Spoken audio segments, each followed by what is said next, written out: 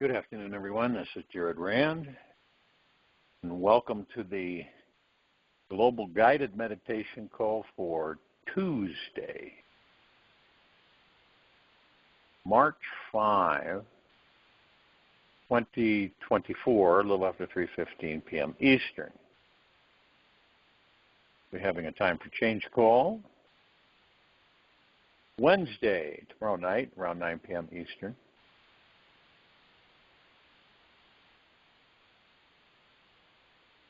If we were able, or when we're able, to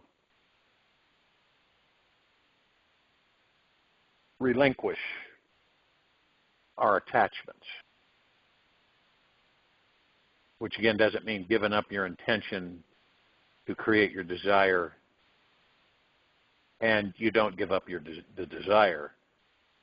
You give up what your attachment is to whatever it may be. So how is that? You intend, but you don't covet. This is with everything. Everything. Life, your physical world, spiritual, all of it.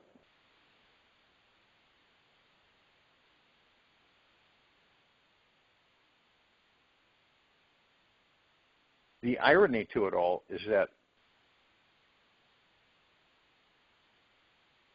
we can create anything. We can create it in a blink of the eye. But there is a path that we all must take in order to move into that understanding. And it is all about you and how you, without judging yourself, it's kind of like going in and cleaning house with you, deep within. Guilt, worries, fears, stresses, anxieties, angers, all of it. And releasing it, letting it go totally. Not surface-wise, not ego-mind-wise, because a lot of people do that, and they believe, well, I got rid of it. And it's still there. You face everything.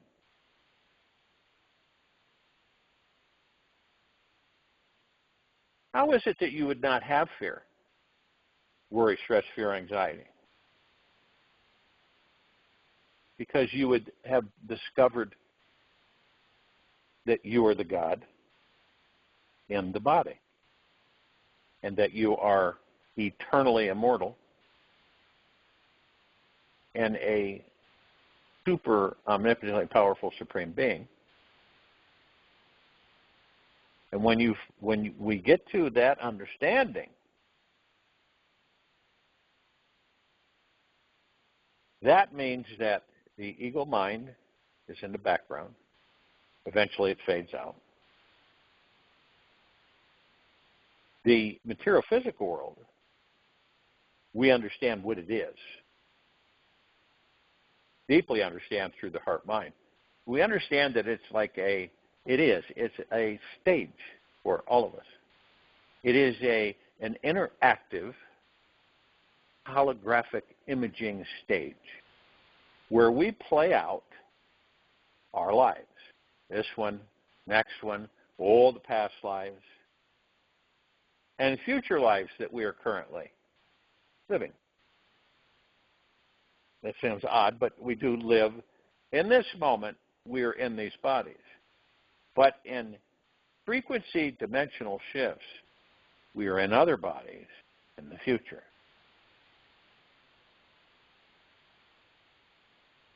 It's always discovering, learning, experiencing, always. Because we create, and we couldn't create anything if we didn't know who and what we are. But you you wouldn't be able to. Now, you unconsciously or subconsciously, you can create things, but you don't know you did. So you don't identify them and say, oh, well, I created that.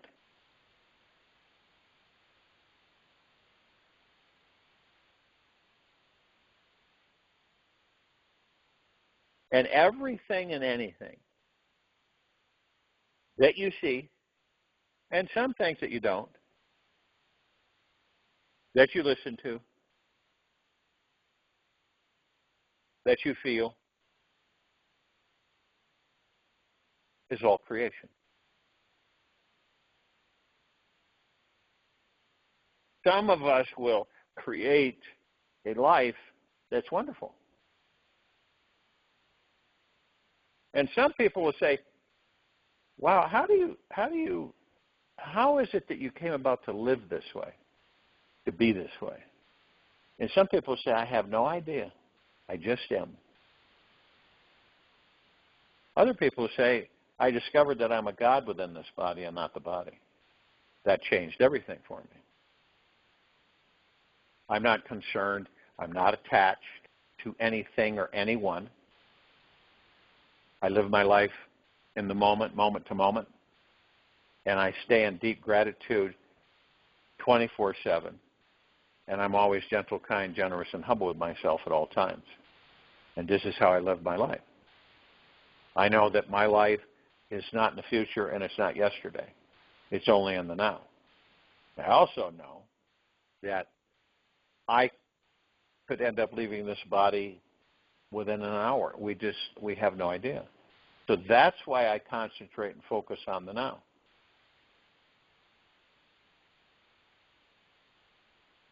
And by being in the now, like we do in these meditations, which we are now heading on, we're on our way to the 7th year. February 12th of this year, we have passed 6 years. We're heading towards a decade of meditation every day, 365 days a year, times 6, now into the 7th year. Unprecedented. And it makes a difference. And we have millions upon millions of people that listen to those meditations. You can't tell by the numbers they give them. But they listen to those meditations on a daily basis all over the world. This is not a small thing. It has become massive. I hear from people from all over this planet sharing with me what these meditations are for them.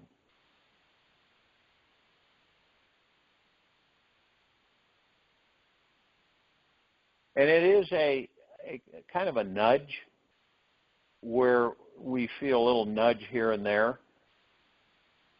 to activate us, so to speak, where everything that we, like you view, right? You look around you at 360 degrees, and you know that it is false. You know that history is false, or the past is false, from the standpoint of what happened and how things took place and what people did in this time and space.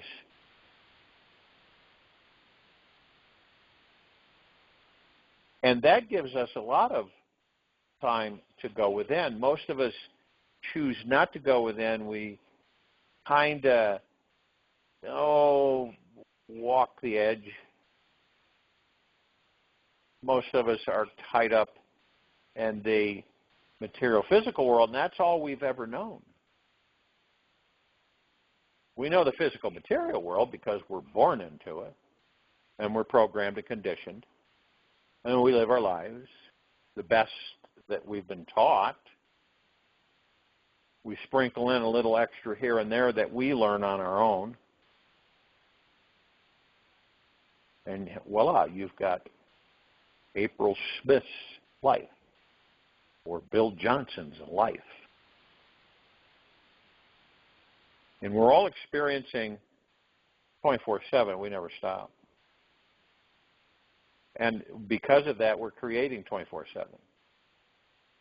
Now, what do you think or feel it will be, or believe it will be like, when you have discovered fully that your pure consciousness of God, supreme being within that body, with no doubt, with no fear, no stress, no anxiety, that's all gone, washed away.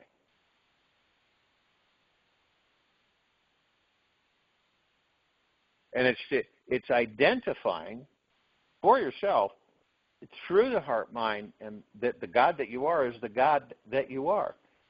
And you embrace that, and your relationship with the God that you are is paramount. That's where most of your time is spent, your relationship with your God, the God that you are. And it is all about relationships. It's how we view ourselves. How we view ourselves is how our relationships will be. Okay?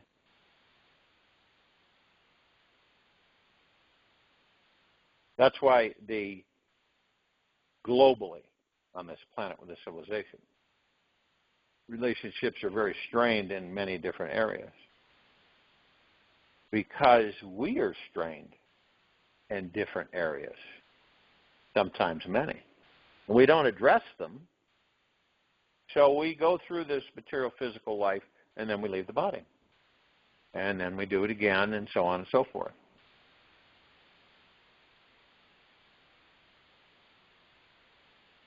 And we're constantly seeking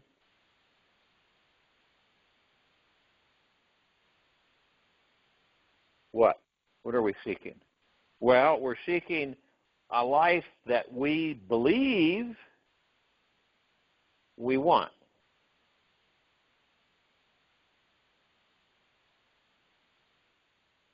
And along the way, the ego mind picks us up here and there and guides us and pushes us and manipulates us into the direction it wants us to go, actually for itself.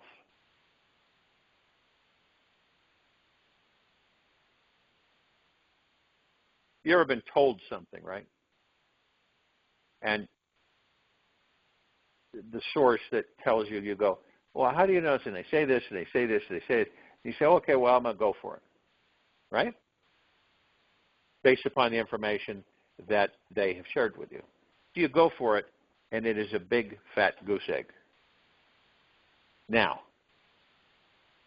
who are you going to address because it turned out to be a goose egg? Who? Not them. Not them. You.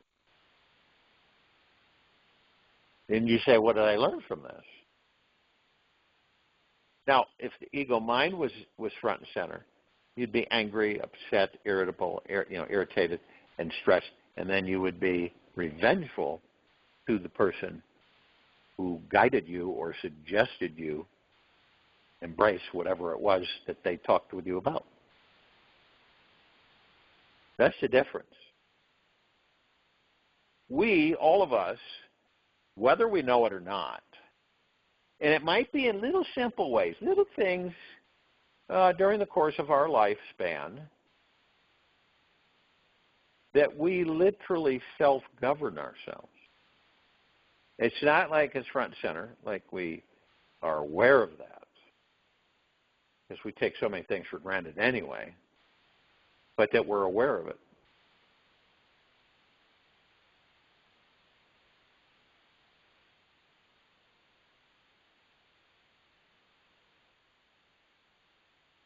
You make decisions, right?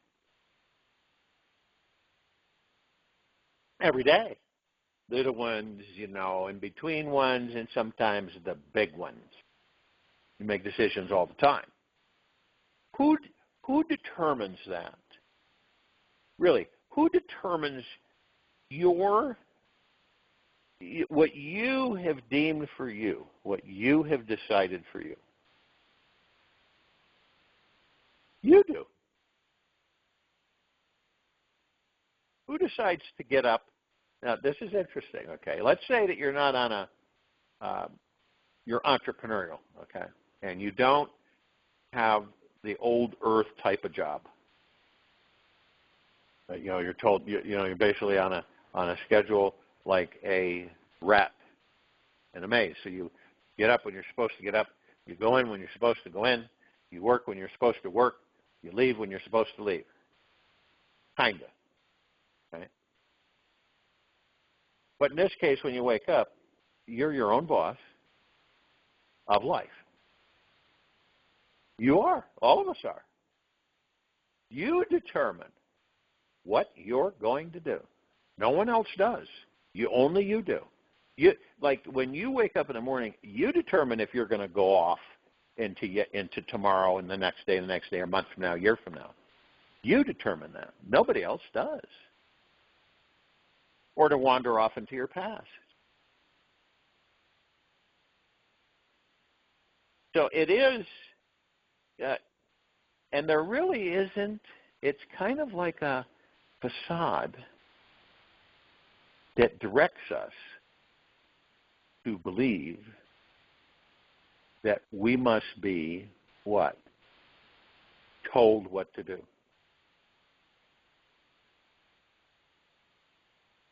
Now, it's different when we're all kids and we're like empty books getting ready to be programmed day after day. That's different. But as we are, as they say, full-grown, mature adults, these bodies,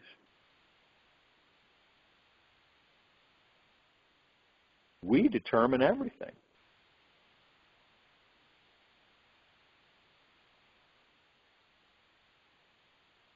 Some, like I say, subconsciously or unconsciously.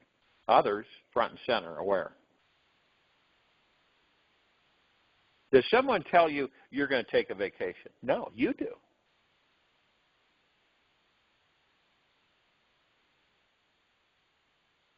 Does someone tell you what you're going to do? No, you do.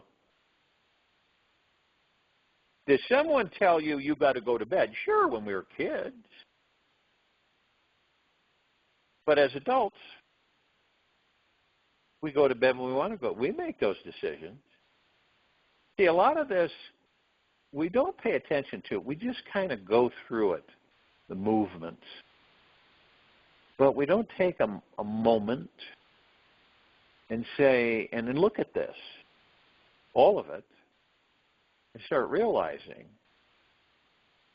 that you, all of us, govern ourselves. Now, we don't look at it that way because it's life, right? It's life, and do this and you do that, and experience this, experience that.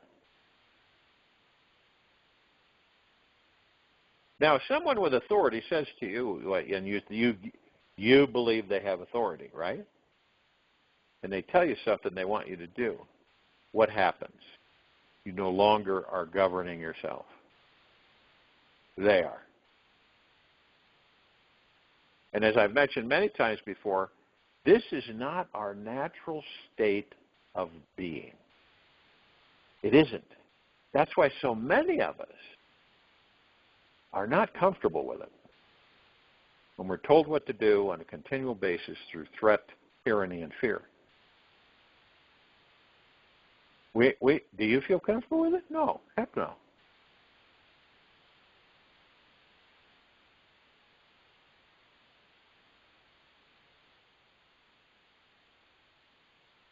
It's like, okay, so you've got to go to the store and get food, right? You decide that. You look at everything, say, oh, it's time for me to go get something to eat. And I know these seem kind of trivial, but if you look at your life to date, to this very moment, and this very now, ask yourself, openly, honestly,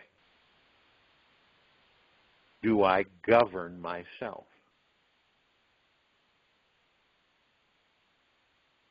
And if so,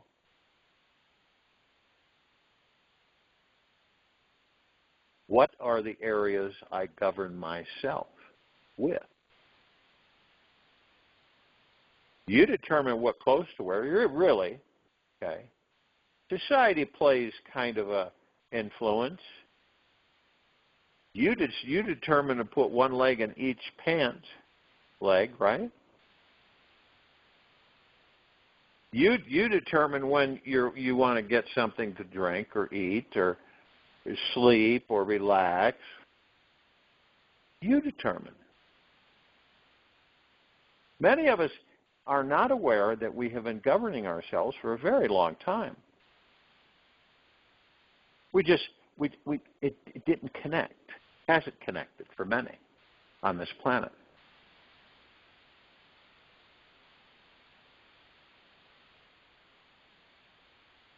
Who determines that we get into habits? We do. Who determines that we get into comfort zones? We do.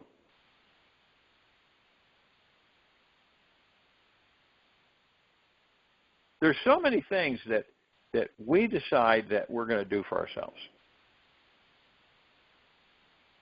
This is one of the deepest ways to get to know ourselves, who and what we are. When you know yourself and you love yourself deeply and eternally, and you've connected with the God that you are within the body, you don't have pain and suffering. You do not have fear. You don't have any of that stuff. That is in what? Yesterday, tomorrow, ego mind control. Not yours. Ego mind. And when the ego mind is in charge, you feel insignificant. You're always striving to be better than what you already are. In some way. Could be little, right?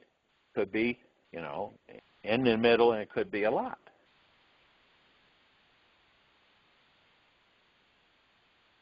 Where does our confidence come from? You. You determine what your confidence is.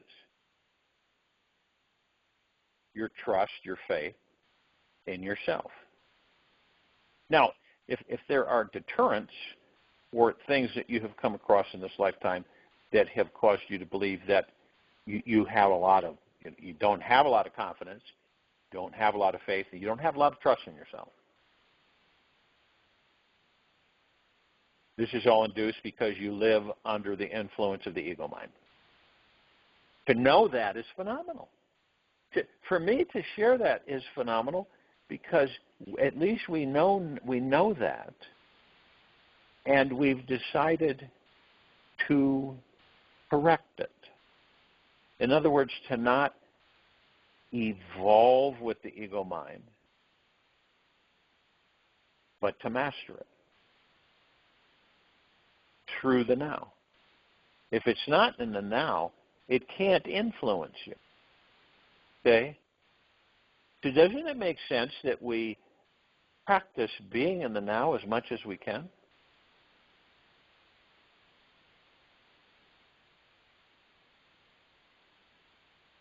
Because it can't influence you. And the more you do the now, the more you're in the moment, the more that you focus on your breath, listen to your breath rise and fall, the more you're in a comfortable position with your body, the more you are as still as a statue, the more you're going to come into the knowing that you are the God and not the body, that you are an omnipotently supreme, powerful, immortal being that never dies. You are a master manifester. You have all of these abilities within you. You always did. And then by doing this, you begin to discover that. And you let go of everything. Surrender it. In other words, it's there, okay, it's there. You experience here and there, but you're not connected. You're not attached to it. So you're not going to suffer. You're not going to be disappointed. You are it's temporary, so you enjoy it while it's here. While it's here. And we know that it is fleeting, that it won't be here always. And that's how we let go of it. So we let go of it. We let go of the ego mind's control over us. We let go of all that.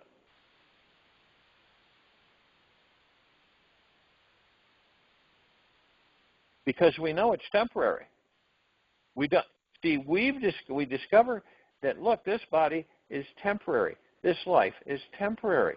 Everything that I have is temporary. It's here basically to entertain us. That's it. And along the way we experience and we learn, and that's what it's all about. You see, when you begin to understand that it's all temporary, and you learn to let go and surrender it all as exactly what it is, you might really attach yourself to something, and it's wonderful, it's years in your life. But you also say to yourself, I surrender it. I know that won't be here forever because I won't. It will stay here when I leave. So what we do is we enjoy things for just pretty simple. We enjoy them because we can. That's it. We know that it's fleeting. We know that they won't be here forever. We know that we will leave them. But while we're here, we enjoy them. And this life is temporary. Whether you live 3,000, 4,000, 5,000, whatever, or the current lifespan today, it's temporary. Sooner or later, we will leave these bodies. Does it make any sense to focus on that? To focus on that when you're living your life? Doesn't make any sense, does it? And we get tricked into it, and then our intent and our focus exemplifies it, and I believe a lot of us leave the bodies prematurely because we did not learn while we were in the body of who and what we are. And when I mean learn, I mean that you interact, you embrace, you have an intimate relationship with the God that you are. You have an intimate relationship with yourself in that body. And you love yourself and you're at peace with yourself. And probably not all the time, but more so than not. That's why then the relationships flourish. Once you're good with you, and I mean deeply good with you, and all that you are, ever will be, ever beyond, and forever, and you can be that way with anything and anyone.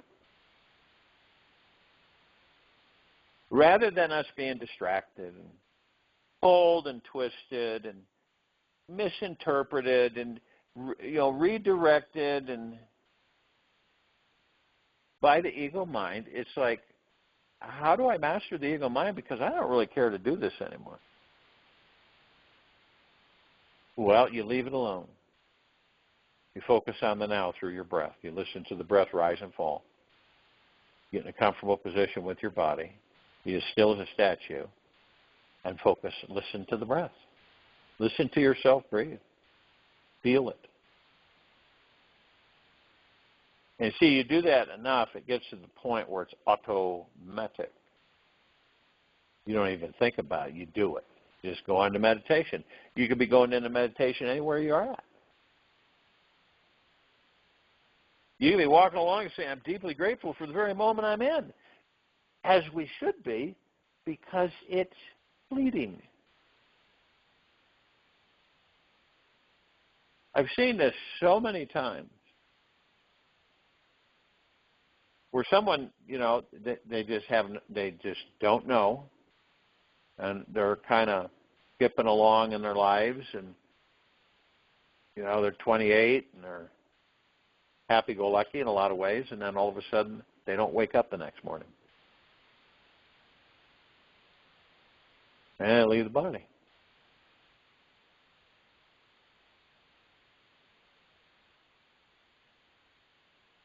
And here's an interesting thing.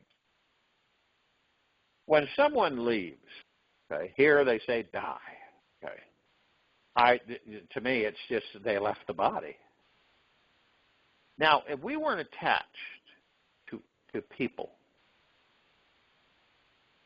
and we knew who and what we are, and we have an intimate relationship with the gods that we are in these bodies, and we practice in the now,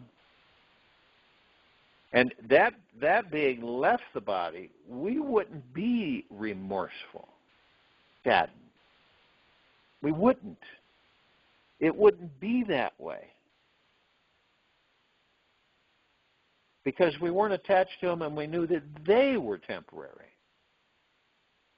It's a whole different way of viewing things in this life or any lifetime that we have had so far.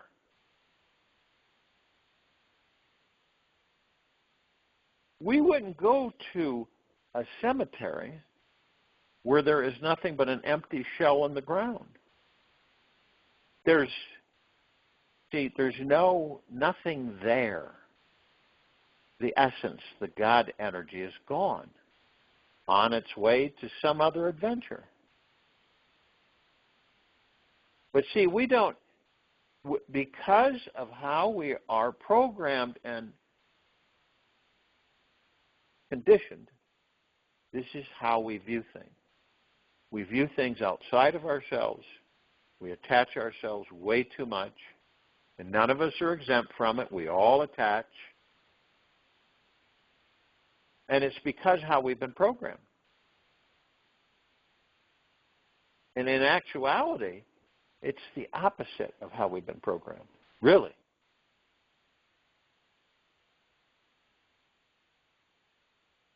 I enjoyed Mary's company as long as she was in the body. She said, the God's gone. So see, in a way, Mary never did pass. The body ceased, but the essence of Mary never will. It is housed within the God as an experience that was in that body. A lot of us believe that, or who have been taught to believe, that a woman may say that my husband, he passed 20 years ago. I'd like to have him come back. And see, that God, that life is extinguished, and that God's off onto something else. All of us carry many lifetimes, being many, many, many different people and things.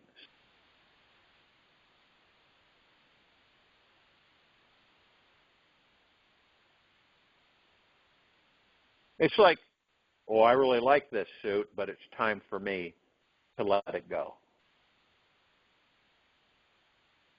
That's it.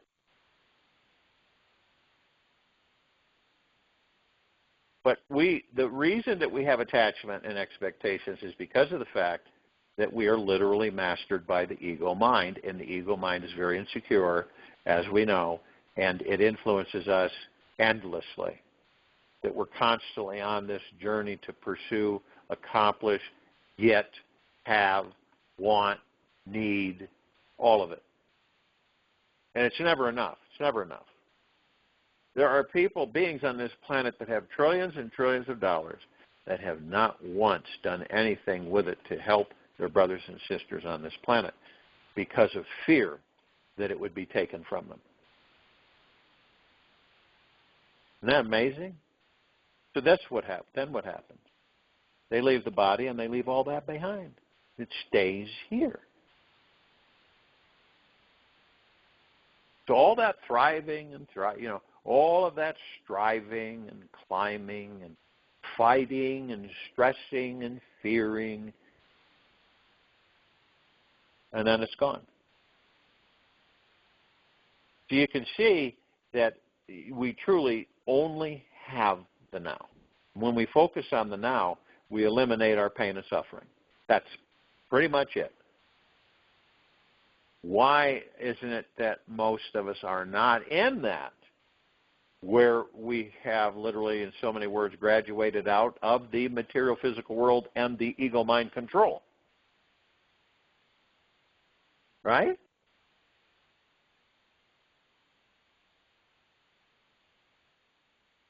And again, we govern ourselves, and we don't even know it. We aren't even aware of it. We're all gods in the body and not the body, and most of us aren't even aware of that. It's a bad thing. But to even talk about it is a huge discovery for all of us.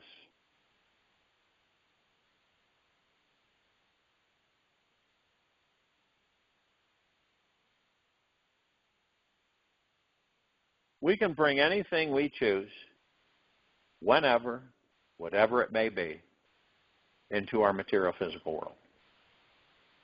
It's just that we have some areas of ignorance that we have not discovered this information and this knowledge, which knowledge is power, ignorance is evil.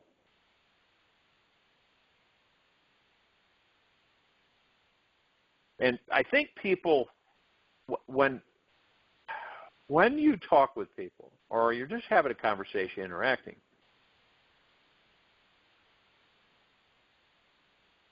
you discover, right, that you're the master in this life. And you learn how to live in a state of detachment from the mind. And what this really means is that you realize that you are not these desires or thoughts that pour through the mind, yet you are the witness. You're watching, and consciousness behind it all. It's like you're watching all of this, but it isn't you.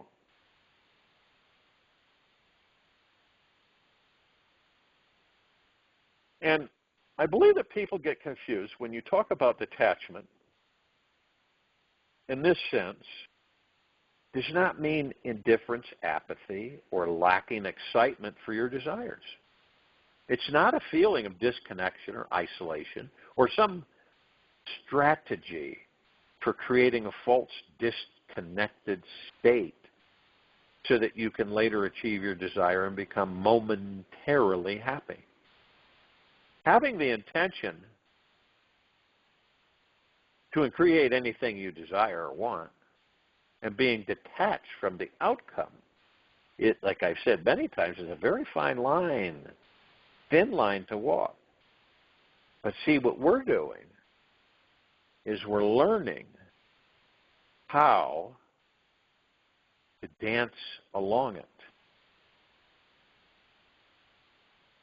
which turns us, by doing this, by dancing along it, we become the masters of our existence. And we stop wanting, and we stop needing, because it comes to us. We don't have to chase it. It comes to us. We've been taught to do everything in the opposite direction.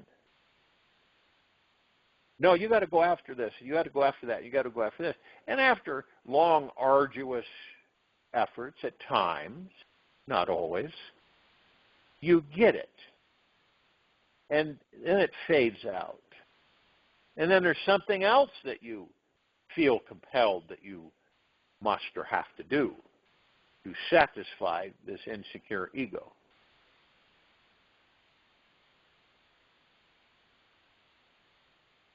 See, when we are learning to feel deeply the connection to the infinite source in all things, which is who we truly are.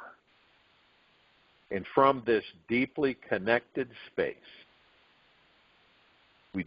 We don't need to become attached to any thought or thing. It comes simply from quieting our mind chatter, connecting with our heart and soul. And our soul is already perfectly aligned with this entire universe. Inherently abundant, extremely confident, and deeply at ease with all aspects of yourself. And when we are in tune with our soul, we feel relaxed, centered, and can find stillness within our body. Our mind is then delighted here, lives in a state of gratitude for all that is, and are okay with any result that may or may not occur. Join you in the meditation. I'll return to close us out.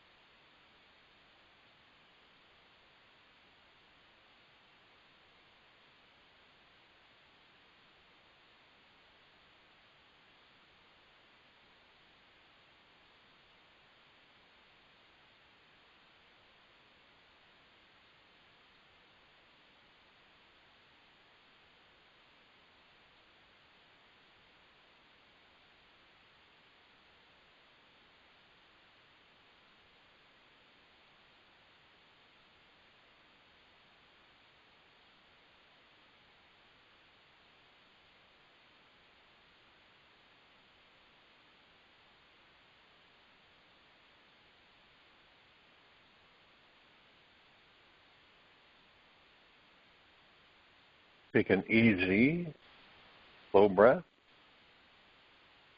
in through the nose.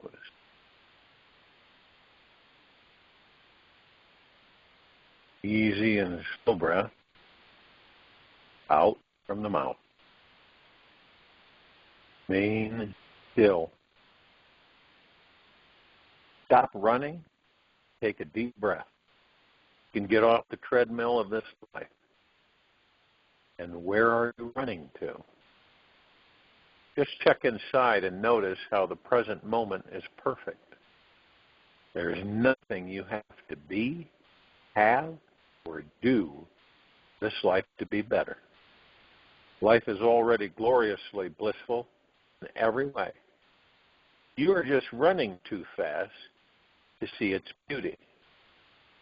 Take off your running shoes. Enjoy what is. Take this with you for the rest of the day into the evening and night, the following morning. We will return here Wednesday, March 6, 2024, around 3:15 p.m. Eastern to continue our global guided meditation call, and around 9 p.m. Eastern to continue our Time for Change call. Gentle, kind, generous, and humble with yourself at all times. Being the highest of the highest high, deepest of the deepest deepest, purest of the purest purest, eternal gratitude at all times. No matter what's happening within or outside of you.